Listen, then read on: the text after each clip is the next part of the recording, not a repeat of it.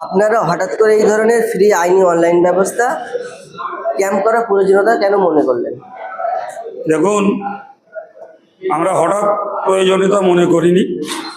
আমরা জনগণের পাশে দাঁড়িয়ে অল ইন্ডিয়া সুন্নাতুল জামাত বিভিন্ন সভায় বিভিন্ন সময় বিভিন্ন সহায়তা করেই থাকে, শিক্ষার জন্য বা অন্যায়ের বিরুদ্ধে প্রতিবাদ করতে, সাংগঠনিক অন্যান্য কাজকর্মের জন্য। তো এই মুহূর্তে দেশের সরকারি যে নৈরাজ্য এবং অরাজকতার ভিতর দিয়ে মানুষকে নাম ডিলিটেড করা হয়েছে, মানুষ এত হয়রানি হচ্ছে বিপুলভাবে। কোথায় গেলে তারা প্রকৃত সহায়তা পাবে জায়গা না খুঁজে অগত্যাই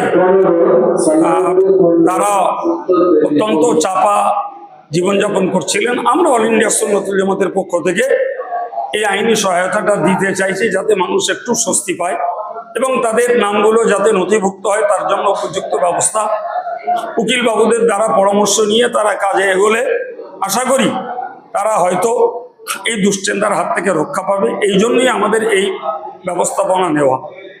আজকের এই দিনে ক্যাম্পে যারা সমাধান পাবেন না, তাদের নথিপত্রের বড় সমস্যা আছে, তাদের জন্য পরবর্তীকালে আপনাদের কোনো ফলো আপ প্ল্যান আছে? দেখুন, ওটা ভবিষ্যতের কথা, ও নিয়ে আমরা এক্ষুনি কোনো কথা বলবো না।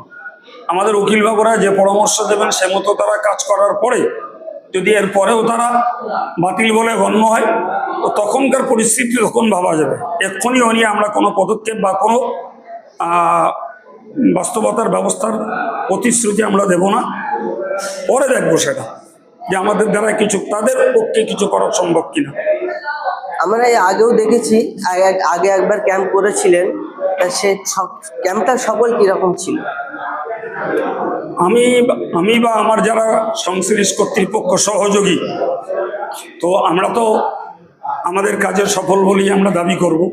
তার থেকেও এই প্রশ্নের উত্তরটা জনগণ দিলে সব থেকে ভালো হয়, যে আমরা তাদের জন্য পরিষেবা দেওয়ার, সহায়তা দেওয়ার যে ক্যাম্প করেছি তাতে জনগণ কতটা এখানে পরিষেবা পেয়েছে, বা আমাদের আচার ব্যবহার বা তাদের জন্য থাকা ব্যবস্থাপনা করা যা কিছু করতে পেরেছি, তাদের থেকেও যদি এই সদুত্তরটা আসে সেটা ভালো লাগবে।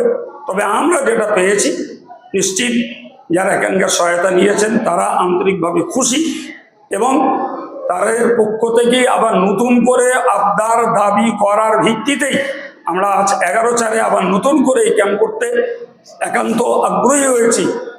জনগণের উৎসাহে, উদ্দীপনায়, দাবিতে তাতে বোঝা যায় আমরা 4-5 তারিখে যে সহায়তার ক্যাম্প বসিয়েছিলাম তাতে নিশ্চিত তারা কিছুটা স্বস্তি লাভ করেছেন বলেই আবার আমাদের কাছে তারা আপিল করেছেন। আজকে যেসব মানুষ আসতে পারেনি আজকের ডেটে, তাদের জন্য কি আপনারা পরবর্তী পদক্ষেপ নেবেন?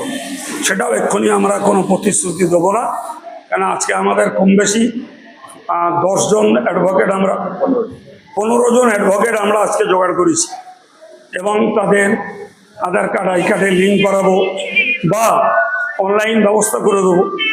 সুতরাং এত বড় পদক্ষেপ নেওয়ার পরেও আবার নতুন করে আমরা কোনো পদক্ষেপ নেব কিনা আমরা এই মুহূর্তে বলবো না, আর পরবর্তীতে প্রয়োজন হবে কিনা সেটাও এখনো অনিশ্চয়তার মধ্যে।